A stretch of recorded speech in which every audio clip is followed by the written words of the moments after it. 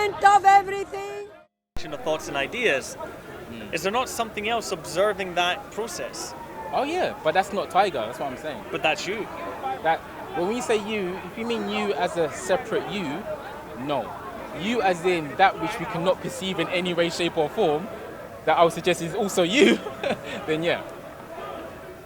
So that would mean that we're all a representation of that. Of God, basically. Hello. We're all God. Hello.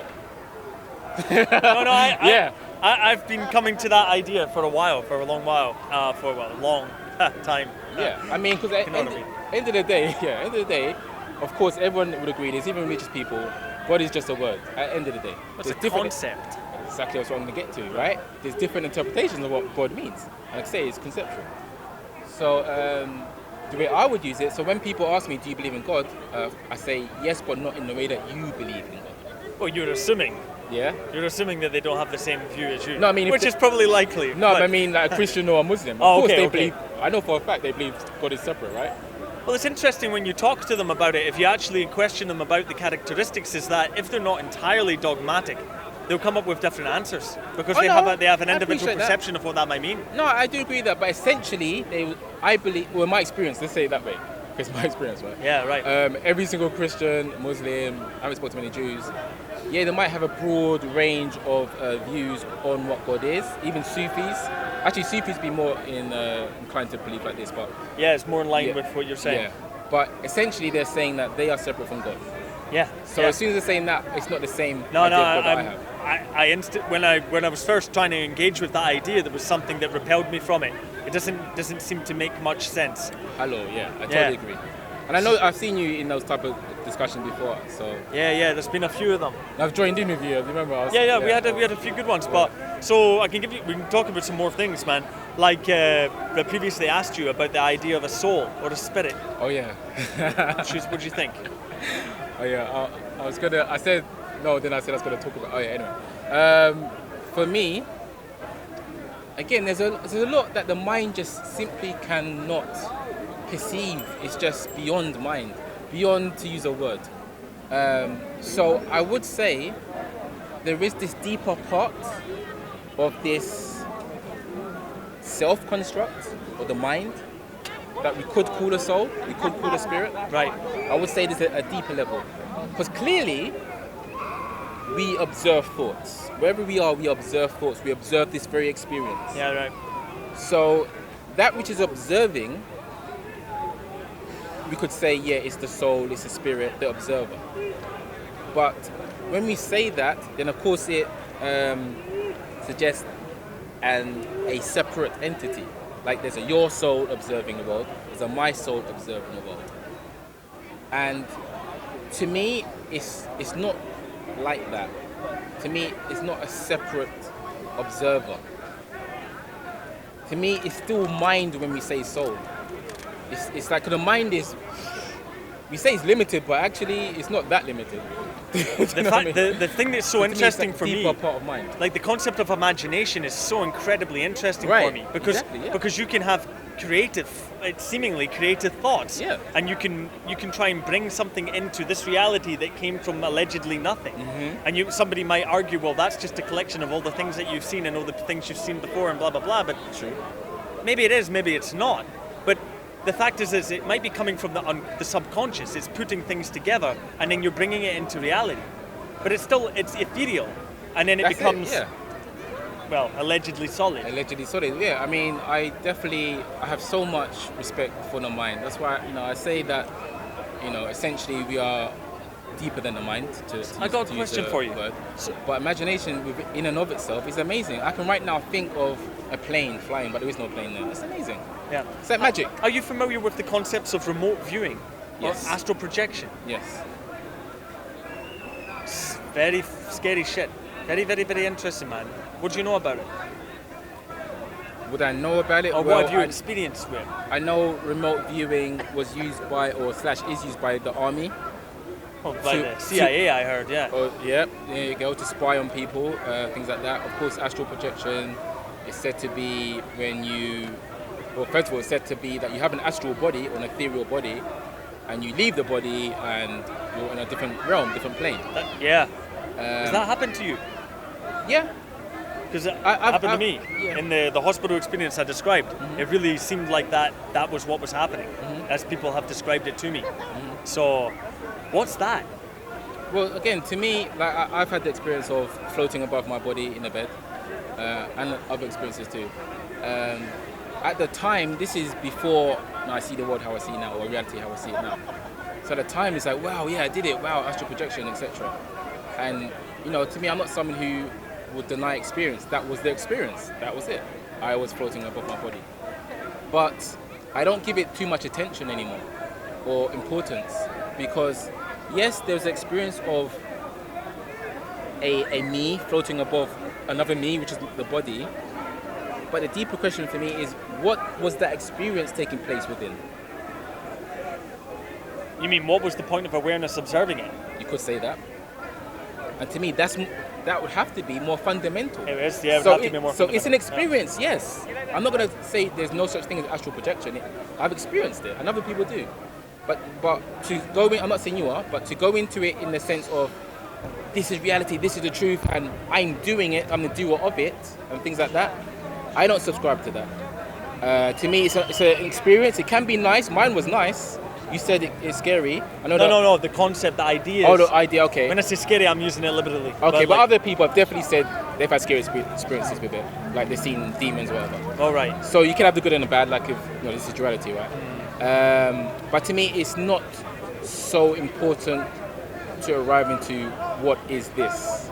It's an experience again. And it blows this reality apart. It blows your standard sense of understanding. Yeah, it definitely increases your perception, definitely. Yeah. Well, it can completely shatter it. Yeah. If you had some religious experience, some religious background or whatever, or you were an ardent atheist and you were a hard materialist, and then you're floating through the universe at will. If it happened like that, then yeah, of course, that would be a complete shatter, yeah. Well, yeah, but if you weren't, I'm saying it is significant. Yeah. For you at the moment, maybe it's not, but for other, the concept of it for me, it's very significant. No, don't get me wrong. Like DMT I still think it's awesome. It's cool to me. Again, it shows the sort of unlimitedness of us. But what I'm saying is... the illusion of death, maybe, also. Come on now, yeah. Yeah, right. What I'm saying is... I'll put it this way. Okay. I was looking at it in... because you asked me what I think about it. Yeah, and obviously I'm not a scientist, atheist type of person. Right. But if it was that type of person who didn't believe in anything of sort of ethereal realms and stuff, if it happened to a person like that, then yeah, it would really shatter the whole reality. I agree. But generally, in my experience, people who are attempting to astral project, they're already so-called spiritual. So they're kind of expecting it. Okay, attempting to is tricky because when these things happened to me, it wasn't my choice. I know, that's why I said earlier. Right. It's not a choice. Okay, anyway, a different question for you. Let's continue because it's interesting. I have a series of questions. What do you think is going on with mental illness? Like, because we're talking about the idea of the mind and what the mind is and where it exists and what its purpose is and how it interrelates with reality. So if we can talk about mental illness, it's surely in relation to what we call sanity or mental health. And you could say that that's just one way of perceiving reality. Although the counter-argument would be that there's perceptions of reality that are effective in perpetuating life and reducing suffering. Therefore, mental illness is the contrary to that. But what's your take on it? What do you think's going on?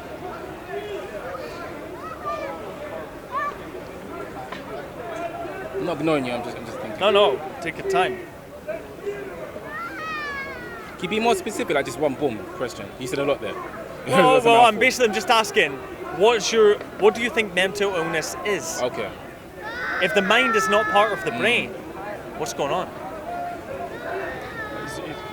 I don't mean to interject, but I think he's right, because when you asked that, I found that a bit broad. Do you get what I'm saying? You know, the question about like the mental illness and that.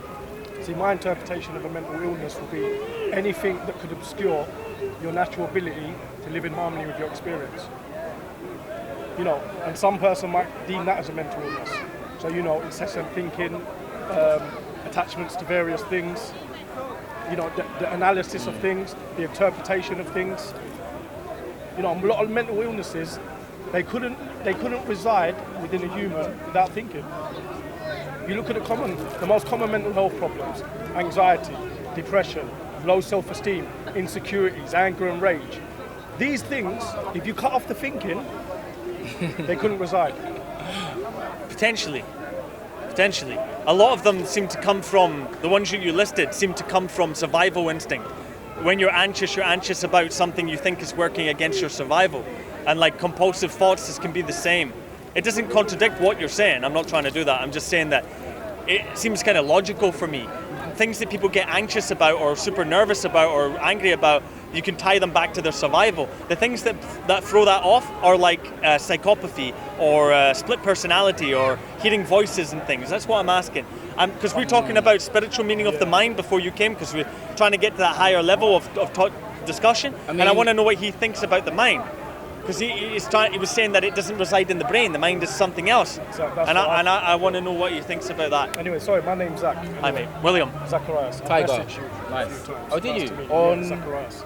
On YouTube. On YouTube? Your videos, Oh, nice. Cool. First of all, I want to say that to me, the having a mental illness does not make the person less than another person. I'm just saying it for me, like, because the fact that we're saying someone's mentally ill, there's a sort of, I'm not saying you, of course, but I think within society, it's almost like we're saying they're not right. Well, it is saying that. Well, exactly, you're right. And I'm saying, I don't really subscribe to that necessarily. Well, why not? Because from what perspective are they coming from? Because there's, everything we do to talk normally comes from thought first. I think to do this, I think to do that. I don't like these people because of my feelings or experiences with them. Some people say, someone's mentally ill because they cross-dress. Someone's mentally ill because they eat animals. Someone's mentally ill because they're racist. Do you know what I mean? Broad spectrum. So that's why I'm saying that what perspective is someone coming from?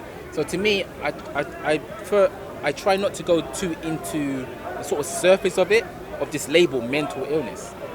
When, again, like we were saying earlier, that's why you asked me this, to me there's this background, this backdrop upon which the mind is sort of imprinted on. And that's what you are, regardless of how your mental functionings are. Of course, we try to help people who seem to be suffering. That's fine. But I did a video actually recently about can you experience enlightenment if you have dementia? Yeah, right. And I was saying enlightenment is seeing that, among other things, that there is no separate self. There just is what it is, and we can't sort of conceptualize it. Right. So if there's no separate self, then there's no separate self to have mental illness either. For example, when I had my experience, and I assume with you as well, it was more like you stepped aside, right? So it's like the ego disappeared. Yeah, that's what I'm saying. So like you sort of stepped aside for a more clear reality to appear. More clear perception. Clear perception. So even if I had so-called mental illness, that could still happen. Yeah. So to me, it's still not the you. This is the big question. It's still not the actual you. This is why I don't, like I said before, I don't look down. I'm not saying you two do. Of course, I'm not saying that. But some people look down on people who have so-called mental illness. But I still see them as a pure expression of consciousness, just as I am. I'm no better. On the surface of it, then yeah, of course, you go to psychiatrics and blah, blah, blah. But in deeper reality, it's not really an issue for me, if that makes sense. Like they are still whole. Right. Like I'm still whole. It just seems as though you're not. That's why I suggest that you are always whole. You are always that. To use religious terms, you are always with God. The so-called separation, that's what I believe is illusory. So the experience of the person of mine might be of, whoa, who am I? But that experience is taking place within the whole. What do you think? I totally agree. My thesis is that we all start off in that spiritual state. I've got two beautiful nephews, 2 and 3. Yeah. And when I watch them, they're in that absolute spiritual state. They have no concept of a past. They don't project to futures. They're intrigued and excited by each and every experience. They're not self-aware, is what you're saying. They be each emotion. One minute they could be crying for food, next minute they could break out into a smile. You ask them to get you a pencil, they'll do service willingly.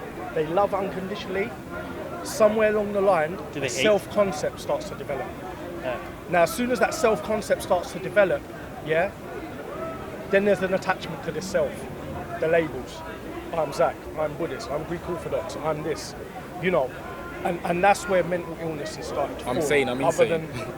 You know, what he's talking about is that pure essence, that true awareness, that consciousness that you experience when you go beyond the mind. Yeah. You know, the mind is limited. It's based on dualism, you know, polar opposites. And then we attach to one, we pick and reject.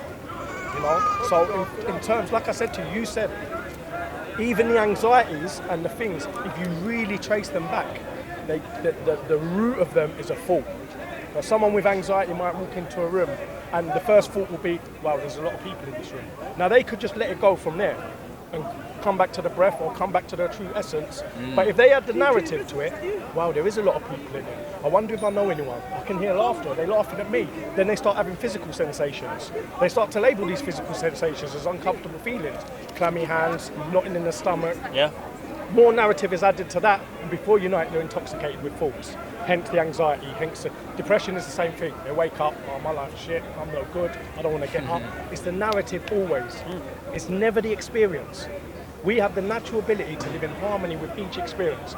The only thing that gets in the way of that and allows us to experience conflict, psychological disturbances, yeah, or incongruence, yeah, is the mind.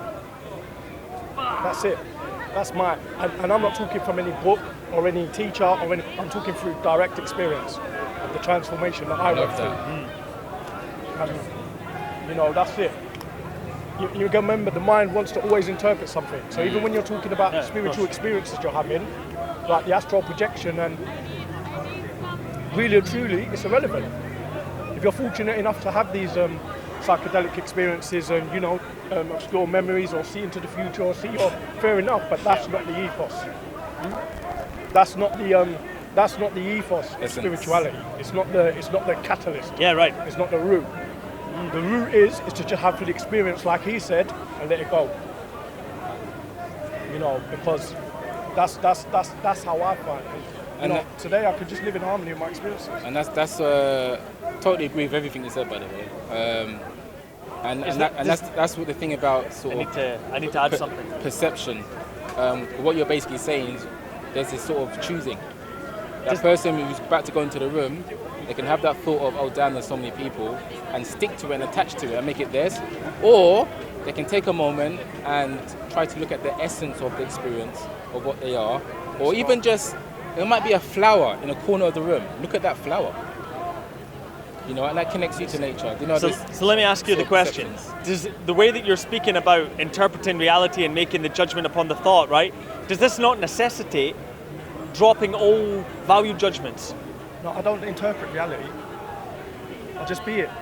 Well, so you don't mind what happens to you. You make no choices. This is what I'm saying. There's no good or bad. They're just experiences, and how I interact, engage, or act within these experiences will deem either if I'm suffering or whether I'm at peace, or the kingdom of heaven, or whatever they call it. Well, do you want to be at more peace? No. What is more peace? Right. So my question is that it seems that to live like peace. To live like that, you need to drop all value structures. Yeah, but the very saying of what you said expressed about, do you want to get more peace? You don't get peace. You realize the peace that you are. Yeah. What I was meaning is it preferable to feel at peace rather than to feel in suffering, for example? Is it preferable? Because it is preferable. It depends judgment. It depends what your interpretation of suffering is. There's a difference between suffering and pain. A lot of people, they view pain as suffering. Yeah. When pain is just another natural experience of life. Mm-hmm. Do you get what I'm saying? No, of course. So pain is where you have an experience and it manifests certain sensations or certain thoughts within you, yeah, that you might then deem as uncomfortable or, you know, unorthodox. Yeah, but the suffering comes in, it's like I said, when you add the narrative. So let's take anger, for example. A lot of people, they view anger as a negative connotation. Oh, I feel angry, I need to stop being angry, I need to go anger management, I need to... But it's not the actual anger that is causing them conflict. You see, there's nothing wrong with anger. Anger is another neutral emotion that we feel based on conditions. So we have these different conditions, we have these different sensations and feelings. Yeah. As humans, we label these feelings, and like I said to you, humans like to pick and reject. So we'll have the happiness, we'll have the joy, we'll have the euphoria, but when sadness, uncomfortability, or jealousy pops in, we don't want it. Yeah. Hence why people want to drink, use drugs, escape through various behaviors. So the suffering arises is when you add the narrative to it. So imagine you're in a car, yeah, and someone cuts in front of you. Now your mind data is to think, that bastard, sorry for swearing, how dare he? Yeah, who does he think? What's he doing? Who does he think he is? I'm going to show him all that narrative, yeah. Then that elicits certain things that become associated with anger, like violence, abuse. But if you just be the anger in silence and just feel it, it'll pass pretty quickly. So you're talking to me still based on a dualism part of things. Like, would you like more in suffering or more in peace? When you realise true nature, there is no suffering and there is no peace. There just is. No, I'm aware of the concept. I'm aware of the concept. It's not a concept, my friend. It is. No. If I can imagine a different way, you see, as a concept, you imagine yours as a concept. No, let me tell you, concept, yeah, is something that only can live within the constructs and the restraints of the mind. When you go beyond that, there just is. But you're going beyond that as a thought. No. It is. I'm sorry. But not it is for me. Okay, for you. Sorry. If you don't think it is, that's fine. No, that's cool. I don't want to change the way you think when I'm about it. experiencing that, it's got nothing to do with a thought. When the thought comes in, that's when my suffering starts. Because I want to label something. As soon as you tell the child that's a bird, it doesn't see the bird again. It just sees the thoughts of what it thinks a bird is. I said something similar to someone else earlier about the bird. Do you get what I'm saying? I know what you're saying. He says something similar. Listen, I'll tell you the honest opinion. I knew nothing about this. I knew nothing about spirituality, meditating, the true essence. I was just a gang member from Hackney. Spent a lot of my time in prison, suffering all my life. A little monk taught me how to go beyond the mind. And from there, I'll tell you what I noticed. My mind was happy with me doing everything else. It was happy with me delving in all religions. It was happy with me delving in spiritual help books. It was happy with me going to psychoanalysis and person-centered therapy. It was happy about me going to rehabilitation centres or deadlifting and squatting in the gym all long. When that monk taught me to sit down and close my eyes in just my present moment, my mind went apeshit. And for the first time in my life, I smiled and said, I'm onto the root of the problem here. And I'm not going to plaster symptoms anymore, and I'm going to go to work. Yeah, it makes sense. And I had an experience that can't be put into conventional language. Indeed. This is nothing to do with concepts. Believe me, my friend. It's experiential. And I was very intellectual, and you know that intellect got in the way. Got in the way of my path, and I had to drop that.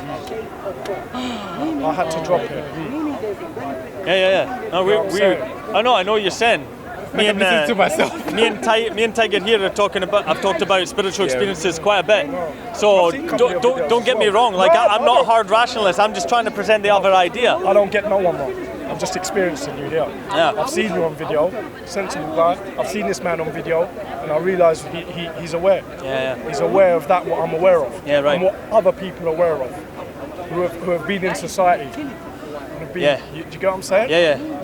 And that's just it. My life is 100% completely changed. How long has it been, bro? It's been 5 years now. 5 years, yeah. 5 years. Amazing. You know, I don't commit no crime. I haven't been back to prison. I don't drink alcohol. I don't take drugs. I don't even eat meat. It's funny. This is the same thing. You're actually an example of something I've been saying to people about sort of how to so-called heal the world. To me, it won't be done like that. That's magic. But everyone's so-called true nature is always evident, right? You just overlook it. And I was saying, if one person can... Should we move it? Understand it might not pick it up from them. They can help another person. They can help another person. They can help another person. Like what's happened to you. You literally left criminal activity due to it. You're literally confirming what I believe. That when you see the so-called beyond the mind, there's absolutely no way you'd want to hurt someone. Like, the so-called oneness is just no words. Yeah, right. Do you know what I mean? Like, I remember I described something to you when I had that experience. I had a near-death experience in the hospital, and I had this feeling that I've said to you before that I still don't understand. It was this feeling of complete peace, like I said, but it's something I thought or whatever came to my mind. It was that things are the way they should be. Yes. And I don't understand that, and I don't like thinking what that means, but it was a very peaceful feeling. Is that everything that is occurring is following the path that it needs to follow, and it was a strange one, man. But I want to ask you, so was it the meditation that started it? Like that started your and I don't know what to call it, awakening? The meditation was like the raft. Do you get what I'm saying? So it's like I'm on the opposite bank of the river and I want to get over there. Yeah. And the meditation is just a raft, because a lot of people, they have a misconception about meditation because they view it as a doing, as an action. Meditation is not that. Meditation is introducing you to a natural state of being. Yeah? It's like stabilizers on a bike. Once you learn the art of balance, you let them go. So you start formally sitting, and then what you do from there is, once you get to a stage where no matter what's going on internally, i.e. your thoughts, your feelings, your sensations, or what's going on externally, smells, noises, environments, and once you learn that you can be unaffected by that, you bring that into your everyday life. You cultivate that awareness. How do you cultivate it? Because you keep being it. You keep it's a process. You got to remember, your mind's been conditioned for what, 35 years. It's not gonna happen overnight. No. But how you do it is, I sat there for 9 months, in a prison cell, and I got rid of my TV for once in my life, I grew my hair long because my sense of identity was 16 stone of muscle, tattoos, bald head, gold tooth, and that was my sense of identity. Entailed a lot of gym, a lot of rigid routines and regimes. Yeah, right. And when the conditions were created that I couldn't fulfill something within my routine, I'd suffer. I feel like a void again, something's missing. Yeah. So, meditation simply taught me to be. Because everybody is doing. It's a doing. Yeah? All these religions is doing. We have to pray, we have to do this, we have to do that. And when they don't, so their peace and their happiness is dependent on actions. Mine's not. I can just be. There's no good or bad. It's like you hear people say, I had a good day today. And then what does that allow? That allows a bad day, a couple of days later. And what you'll find is that good day is if life conforms to their wants and their ideals and their conditioning and their expectations. When life doesn't conform to that, it's a shit day. Yeah, right. A day doesn't know itself to be good or bad. It's just a day. So that's how I live within my experiences. You get what I'm saying? That's it. And so meditation is the greatest tool. It's the greatest tool to implant a seed. Then you still have to cultivate it, because it's all about shifting your perspective from illusion and smoke screens to reality. And once you've done that, the rest is let go. When you're hungry, you eat. When you're tired, you sleep. Job done. When you're angry, you're angry. You're happy, you're happy. That's it. So you meditate actively then, like you don't need to formally sit anymore, no? No. There's no, right, I've got to sit at this time or for how long or, no. When the conditions are created, I just close my eyes. If I don't, I'll leave them open. It just is what it is. Sorry, mate. Did it take, it's really interesting. Did it take how long did it take for you to get more adept at doing it? Because you said it's real difficult. You said your mind went apeshit. I know, I've tried it. It's really hard. I found it really hard. What did you find hard about it? Because it made me feel anxious. Yeah. Why? Oh, well, I don't know. I mean, just because you have to try and quiet your mind from competing thoughts, and it's very difficult to I don't know, focus or let it be. I don't know what words you would use. I'll tell you why you felt them feelings. There's other things that go through it, and I experienced it. Yeah. Not just the anxiousness. Your mind will tell you have an itch on your face. It'll tell you your back is aching. It'll tell you that this ain't working. Right. This mind is very powerful. Yeah. When it knows that you're sitting down, to realise your true nature and essence, it will do everything in its power to disturb you from that. It's strange, isn't it? Not strange. No. Why is that? No, it's it not makes strange. sense. In some ways, you can say that's its only job is to exist in the way that it does. Because if there's no mind, and if you're so called at one, then there is no need for the mind. So the mind's only job is to create this apparent duality. But that's treating it like it's an independent entity. I know, but because we have to talk about it in such a way. It's not independent in truth. But I know that it sounded like that. Yeah. But like, if I say that there's sort of one reality and there's different jobs of the expression, that's why I say we're all expressions of consciousness. Well, it seems that the true one, or the more powerful one, is the one that allows you to overcome the mind. Well, for me, we didn't touch on it exactly earlier, but when I talk about the mind and thoughts, I'm saying it does this, it does that, creates experience, blah, blah, blah. Yeah. On a sort of higher level, I'm actually saying there is no such thing as the mind. Because that will imply separation. That there's a mind within this reality. Right, so it's not the mind that's doing it, it's you doing it. Oh, this is confusing. No, this is why it's hard. It's hard. You can't. This is why the brother said about intellect. The intellect, I suggest, I think you suggest too, cannot arrive to the answer because the intellect keeps going into the sort of conditionings. Well, A equals, B follows A, and blah blah blah. Yeah, right. And that's why I said earlier, we need to come to this place of, like you said earlier, brother, you had the experience. That it's all just is how it is. Yeah. I had the same experience. Yeah. The word perfect came to me. But then of course the mind or the thoughts keep playing and saying, no, it's not. No, you have to do this. No, this person's bad. No. And this is the hardest part of so-called seeing the truth of reality, is to accept that everything is what it is. And it can't be any different. Interesting. So, like you said, when you start meditating, it tells you it tells you itchy, it tells you your body's reacting, and you just push through it. I smiled for once in my life. Yeah? I smiled. The first time I was operating from the observer rather than the thinker. I saw what was happening. I saw that it was trying to get me up. I saw that I was onto something. And I persevered.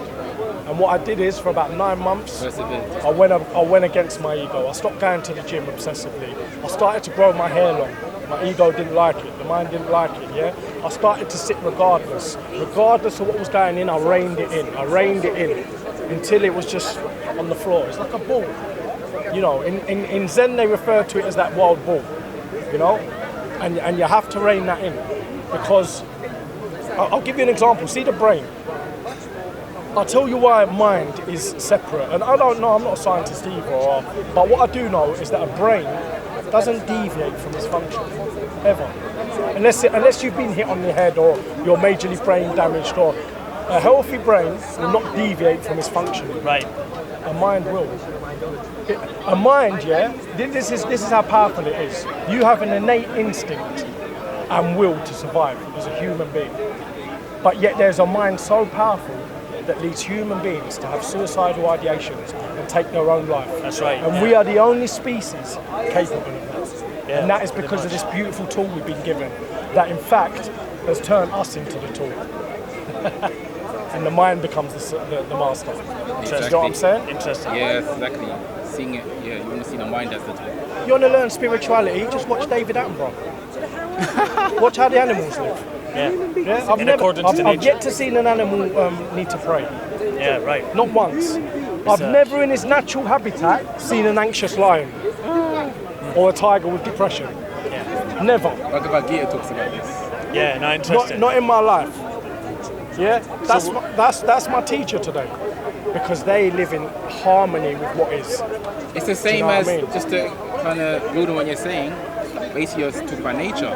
And that's why looking at trees, that's why I was saying earlier about the example you said about walking into a boardroom and you feel anxious. If there is a flower, it might seem small, but just having some moment to appreciate nature, look at the sky, look how expansive it is. It's a reflection of what we truly are. That's why people love nature. It represents beauty and perfection. Exactly, and accordance. It's the essence of what we are. So it's just doing what it is. That tree will not turn into a car. It's just doing what it is. Yeah, and what we always are is what we always are. But we believe that we are the changing mind, and that's what causes the anxiety. Can I ask you about the monk? Was that a Buddhist monk or something? I was going to ask. He was a Thai monk. Thai, yeah. I was in a segregation unit, a punishment block, after a relapse on drugs. I was down, broken, suicidal, had them thoughts, you know. No one will come to my cell. Yeah. No, you know, imam or, you know, Christian minister or, you know, education. But I remember this little man keep on asking to be let in, and they wouldn't let him in. But he persevered for 3 days. His compassion. Had he walked away, I don't know where I'll be today. Very interesting. But he persevered for 3 days, and he walked in the cell. I didn't know about monks or Buddhism, or you know, he walked in what looked like he was wearing a curtain and some sandals, and he didn't say a word. I'll tell you what made me take notice. The officers did something they'd never done before, and they locked the door behind them. Now, he didn't say a word, not one word, no talking. He just walked to the back of the cell, he kicked off his sandals, he sat cross-legged, he closed his eyes, he had a half smile on his face, and he just looked total peace. Now, that's very cool. It was attraction rather than promotion. I had to, this is what I've been searching for my whole life. Here was this monk, right, in a top security prison in Europe, yeah, in a dungeon punishment block, yeah, in a cold concrete cell, with a prisoner that's deemed unpredictable and violent, yeah. And he sat there, and there was no apprehension, no fear, no anxiousness, no fear. In fact, he looked totally unaffected by it. And I needed to ask that man. You needed to ask him, exactly. He said, he's the one that said to me, Zach, today I'm going to teach you how to deal with the root of the problem and stop going around in life plastering symptoms. Wow, it's the root. That's right. Don't deviate from the root. That's fascinating, yeah. Because you got to remember, all the times that I wanted to get well, right? Come off drugs, stop criminality. This mind, yeah, the same mind that wants to lead you from hell into a state of recovery, or truthfulness, or spiritualness, or enlightenment, yeah, is the same mind that will soon get bored with that and want to take you straight back to hell. Right. So what that teaches you is, I can't recover with the mind. I have to go beyond the mind. Do you get what I'm saying? Yeah. Once I started to do that, it happened all by itself. I just stepped out of the way. Yeah, right. I've heard of that analogy. Just stepped out of the I way. said earlier, you have to step up. Yes. Bro, man. It's beautiful. I couldn't endorse it to enough, but I teach it today. Yeah. What that monk did to me, I teach mindfulness and yoga. That's good to hear. I was going to ask you about that. Obviously, maybe it's difficult to summarise, but what advice would you give to somebody wanting to start that process? The advice I would give them is to just sit. I always tell them how this mind is going to react, so they're in the know. Yeah. I always lead them from the misconception of what it entails to the reality of it. That, you know, a lot of people come to me and they say, Zach, I want to stop the thinking. I want to shut the mind down. I want to. That's not. You can't do that as a human being. Okay. Right? What you have to do is learn to tune out of it. So Suffering FM is still there, but you're tuned into Peace FM. Suffering FM. Yeah? Yeah. You get what I'm saying? I think so. What you learn to do is not, stop things, yeah? What you learn to do is just leave the front door and the back door open. Allow them to come and go without offering them tea. That's it. And that's what I teach them. And they generally get on from that. Do you know, the only thing that stops them is the misconception and them still attaching to the thought process that wants them to get up from what they're doing. And that's what you're up against. From the very moment people are born, this society and the people in power, yeah, wants to lead you further away from your natural state, your natural essence. Yeah? And they're very adept at it. They've got all the top psychologists, they know what to do. And this is why humanity is suffering so gravely. Right. So if I was to, teach anyone whatever, don't label it as meditation, don't look for peace, don't look for enlightenment, just close your eyes and learn to be with what's internally and what's externally. And the rest will take care of itself. When you find yourself distracted, just bring it back to the breath. Yeah? When you're concentrated on your breath, there's no room for mind dating. Yeah. When you become distracted, that's where it enters. So when you notice that, hey, I've run off with that thought, for an example, there's a fire engine. Okay, back to the breath. I've noted that there's a fire engine. Yeah, right. Or there's a fire engine. Well, them sirens are loud. That sounds nearby. Where are they going? I wonder if that's neighbours. Is there kids in that? You're gone. Yeah, right. Yeah. So it's just detaching. And then people think, well, I don't want to detach because I'll be emotionally devoid. And it's not. It's not that. It's an all-encompassing love. Right. Where everything is loved equally. That's the detachment. Like I say sometimes, it's like when you become nothing, then you become everything. That's what people don't understand. Like the brother said to me earlier when we were over there, what do you believe in? I said nothing. And I genuinely mean that, and you know I mean that. Yeah, right. You know? So because I'm empty, I'm not actually separate from anything. I'm allowing everything to be. I'm not judging, like brother was saying. I'm not labeling. Reminds me of something from like Eastern philosophy, Lao Tzu or something. There's something about the teacup being of infinite potential when it's empty. So it allows it to be filled by any. You know what I mean? Maybe it's something Lao simple. Tzu, the Tao Te Ching he wrote. And that's the Tao. So it's just living in harmony. It's all the same. Yeah. It's the same truth. And doesn't he say something along the lines of, there is only the Tao, but as soon as you try to explain the Tao, you can't explain exactly. it. I haven't read it. I need to read it. Listen, it's beautiful. It's just it's not even long. I definitely it's on my list, man. So it says use no path as the path. Use no limitation as limitation. And that's what it's about, man. Listen, I can only talk about my direct experience. Like he said, I'm not interested in concepts. I'm not interested in beliefs. I just know direct experience. Okay. And what has happened with me, a transformation by going beyond mind. That there is a natural, there's a natural ability to just live in harmony with your experiences. I never could. I never could. Did you realise, clearly you've had an awakening, did you realise when it happened that you've always been at peace? As well? You've always been there? But I was of the same. That's a good question, because this is another misconception people have. People think that they need to go somewhere to find this peace. But it's within, right? You are it. It's not within, it's not without. Right. You are it. The only thing that obscures it is this. So when you realise that you don't have a life and you don't get a life, you are life. You're an expression, like he says, fellow expressions of consciousness. You are life itself. And this is where people go wrong, because they search everywhere for this peace. But the minute you get something, you can lose it. It's not of you. You know? This stuff, I had to go through an arduous suffering, arduous process of this path is a continuation of letting go.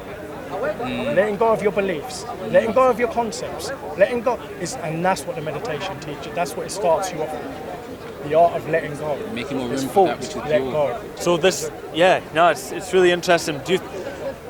I don't know how to ask this question. Just ask. It's an individual path, right? It's not something. It seems like something everyone has to go down themselves. Because I'm thinking about because what you see in the world, you see larger establishments trying to push ideologies or trying to push religions, and it seems to result in negative things. And maybe the individual path is the only way. You know what I mean? There are plenty modes of transport. The destination is the same. It's like you said, Lao Tzu, Bruce Lee, Jesus. There was a lot of people that were awakened. Alan Watts. Watts. There's been so many people in humanity. But what they want to do is, instead of taking the message and the wisdom and the intuition of what they're talking about, they want to follow the man or create a religion out of him. That's it. Do you get what I'm saying? So, follow the man, don't walk the path. Right. And that's it. what it's Inspired about. what you say here, brother. It's hot. Look within yourself. If you've seen in my videos, you can say, look, don't just take what I say. Is what I'm saying true for you? Because otherwise it becomes another religion, another belief. Because I'll tell you what will happen. He'll be talking, Let's say, for example, he'll be talking about something. You're already setting your own belief and your own indoctrination, and your own conditioning. So all of a sudden, when he's talking about something, someone won't be active listening. What they'll do is, while they're hearing him, they'll be saying, who does he think he is? Does he think he's some spiritual guru? I don't like this brother, blah, blah. And that gets in the way. You're not able to receive. And that's something that I did a lot. I was conditioned to... I did it too. Me too, sure. If you didn't speak the right way, if you didn't wear the right clothing, if you didn't, I didn't want to know. And that blocks you off from... So, what this mind creates is all this. I've been watching this movie. Yeah? It's just about nonsense, isn't it? Yeah. This is. But I have so much compassion. And something that I you need spoke more, about I think. mental illness. Yeah. Now, it's mental illness. Like I said to you, what's your narrative of mental illness? My definition of mental illness is a human being of a true essence of awareness and consciousness, and then all of a sudden attaching to these ideas and concepts that they are this self. Right. I, obsession me, with the ego. mine. Right. Yeah? Yeah. Now, some people would deem that as a mental illness. I would agree. That's one of the highest forms of mental illness. Yeah. In Advaita, they call it ignorance. Yeah, in Advaita, they call it ignorance. Yeah. The same thing. Same thing, and they say ignorance is of the highest form. Yeah. You know? Yeah. It's a bit of a mess, isn't it? So Society. imagine you're the whole sky, but you take yourself to be a single cloud. Exactly. That's how that's how I see things. That's how you see things. Saska. You do too. Yeah. Maybe there's a. I'll tell you, brother Muji summed it up the best. Yeah. The leaf falls, yeah, but the branch remains. The branch snaps off, but the tree remains. The root dies, but the forest remains. We are the forest. The moment you attach to the belief that you are the leaf, suffering arises. And that's when I started to understand. I always viewed myself as the leaf. Yeah. I'm Zach, I'm this, I'm blah, blah, blah, I'm separate. No, I don't want to. I'm the in-group, you're the out-group. I've got to put you down in order for myself to feel better. Yeah, right. It's separation. It's That's like what they want. coming back to what we actually are. We are one. Yeah? Like Yeah, you said, we that's are it. one. Yeah. You know, like electricity? We're electricity. But we can run through, he can be a light bulb, you can be a TV, I could be a lamp. Right. When the lamp glows, is the electricity gone? Still exist. You manifest somewhere else. Sound. No, I get you. Maybe I'll ask another question, but I don't expect an answer. Like, it's real difficult questions. Well, what's your take on, for example, death? Like, our physical death? What do you mean? Like, what do you think? What do you think happens? Like, after our physical death, is the awareness switch off? I'm not interested. No? My experience is here. Why am I going to think about death? I know that I'm going to die. I don't fear it anymore. I have to view it the same as I view birth. It's a beautiful process. Right. You know? That's what we are. We're incense sticks. We get lit, we offer our fragrance to the world, and then we diffuse. You know? But there's all taboo, isn't it? So it's all a lot of fear around it, isn't it? Again, death and it's because people have not experienced dying before they actually die, meaning understanding that you are not that ego. And when we talk about ego death, it's not actually killing the ego. You cannot kill the ego. It's understanding that you are not that. So if you understand you are not that, then you understand that you are not that which is going to die. Exactly. Yeah. So what I just said? Like about the lamp? I was going to say the same about electricity, yeah. That's right, yeah. Because I think a lot of the fear comes from, well, one is the unknown, and the other is the thinking that you won't be able to experience anymore. Exactly, yeah. And we put attachments on things and desire the experience. And people think, like I definitely used to think, that you're going to be somehow in this limbo, just of blackness, but aware. Yeah, right. Yeah, I mean, that is really scary. Because I was thinking about it, for me, maybe it would be a more terrible idea if that you never died. If you were stuck in this realm for eternity, that would be it wouldn't seem fitting, you know what I mean? It seems entirely necessary that there is a death. There's a beginning and a death. With all life, right? Yeah, I hear you know what I mean? Yeah, I hear you. So why would you want to, I don't know, why would you want to continue to experience? Maybe the distinction with life and death allows this realm to have manifest meaning. No, but that's another discussion. Yeah. But this is what I'm saying about narratives. So the minute you get into that, you're just projecting to the future. I find it interesting, that's all. But what do you find interesting about it? Just it's the fascination of reality. It's just trying to understand existence. Yeah. I find it personally interesting. I'm not saying that you need to think it too, but for me, just asking those questions, being able to ask those questions is like, blows my mind. Yeah. And it just reflects how immense and epic the mind is that we can ask these questions. Fucking no doubt. Crazy stuff, man. And also, like, what we don't often look at with death, or so-called death, is that we only know death in life. We talk about death when we're alive. If someone passes, we're alive to receive that. Perceive it, yeah. So in the same way we would say to religious people, you don't know what happens after death because you haven't died yet. It's the same as just death, period. Yeah. You know, you're always going to be either aware of death, thus you are not dead. Yes. You are just like in a different realm or a different body. And there's no awareness, right? and that's or it. there is nothing. Yeah. That's right. So there's Presumably, really I mean, because nothing, as in you couldn't know. Yeah. If there was nothing, you couldn't be there to say there's nothing. Yeah. So either way, either you are just at a different form, different part of expression of electricity, like he said, or there is absolutely no mind, thus there is no recognition that I am dead. That's it. Like, you are so, I'm talking to like the world now, you are so infinite, and you can come to realize that. And it's not by being intelligent, going to school, all these things, these are fine, but to understand reality, you have to understand yourself. Understand yourself. That's fundamental. Yeah, right. Why do you think like mass political doctrines or mass religious systems are so popular? They're so easy to grasp. Because they're of mind. Yeah. It's so much easier to identify with something that you can picture of the mind. Especially things that you can obtain and get and have, objects. I can have heaven, I can have a marriage, I can have Jesus loving me. All these have things, objects. But if someone said, oh no, actually you are nothing, the mind has nothing to grab onto. But we can still do it. You know, that's the interesting thing. It's because you've done it, you've done it. Yeah, no, definitely. You know but it's not as attractive. You said why is that? I know, you answered it's the not question. as attractive. Yeah. Fascinating. Yeah. It's very strange because I mean you could try and draw a line and say like, well, it's really difficult to walk this path, right? But there seems to be great benefits to doing it. It's like you reduce suffering, you're at peace or whatever. And then the other path is the more physical path or something, you know, it's the more carnal, it's the attachment, it's the ego, it's the desire, it's the doing.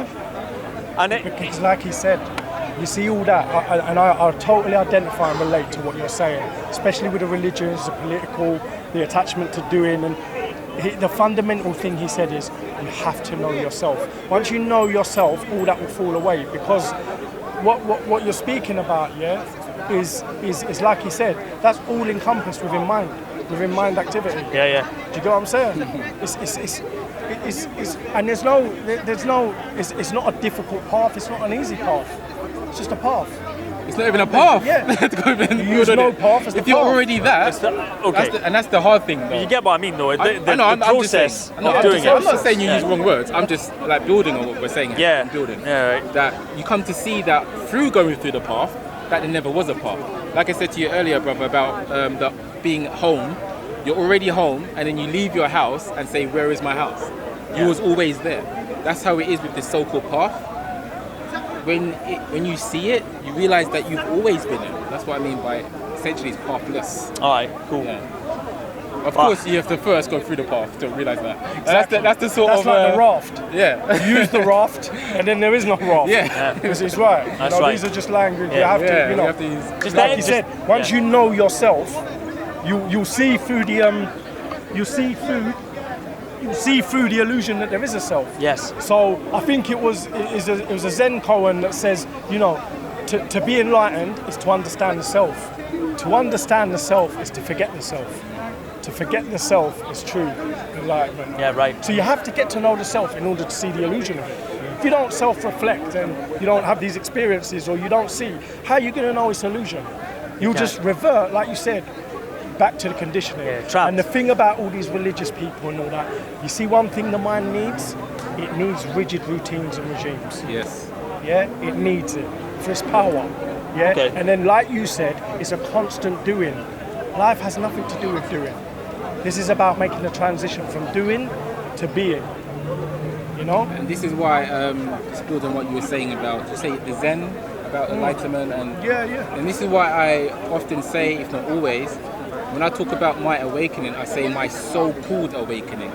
Just to make that clear. The reason I say so-called awakening is because in that awakening, I realized there wasn't a separate self that had an awakening. Yeah. And that's the funny thing about it. That's why I kept on laughing that day. It was 3 days. It was like, oh my gosh. There never was a me who was trying to awaken. You just polished the mirror. You know what I That's mean? all you did, man. Yeah, so that's why I often say so-called awakening. But you have to use, in order for you, because you've experienced this, your natural inclination is you want to convey this to people, and you want to help them to alleviate them from suffering, and you have to use conventional language sometimes to do that. But this conventional language, you know, it only points the way. Yeah. You know. At the same time, just to say, obviously I make YouTube videos, but of course, no one has to watch it. In the same way when I'm here, I mean, I used to stand here, William saw me once when he first came, I just had a sign that said, you know what you are. So, in the same way, yes, I would like to help people, I'm not going to sort of throw it down people's throats. If you approach me and we talk, or we just happen to naturally arise, but to me, if I just come at you like this is the truth, resistance is going to happen. Yeah, and, of and course. You know what I mean? Yes. So it has to be more fluid. And you're not going to be able to help anyone that isn't able to receive it first. There has to be. It's like Bruce Lee said, you know, when he pointed to the moon, you know, and his student just concentrated on the finger. And he says, don't concentrate on the finger, or you'll miss all the heavenly glory.